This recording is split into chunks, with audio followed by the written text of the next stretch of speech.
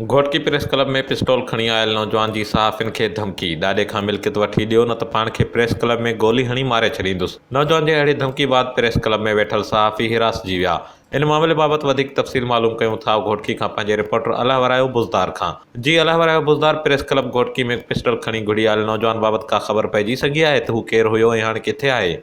जी, press club घोटकीअ में हिकु नौजवान अंदरि दाख़िल थी उन सहाफ़िन खे चयो त मूंखे मुंहिंजे ॾाॾे खां मिल्कियत वठी ॾियो।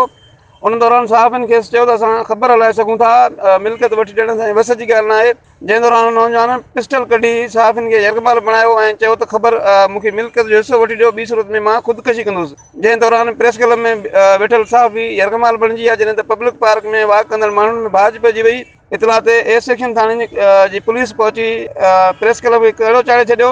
उन दौरान प्रेस क्लब जे जनरल सेक्रेटरी अली असगर मलन पिस्टल बरदार नौजवान सां ॻाल्हियूं करे खेसि आमंदा कयो त हू वेहे ऐं पंहिंजो मसइलो तफ़सील सां ॿुधाए।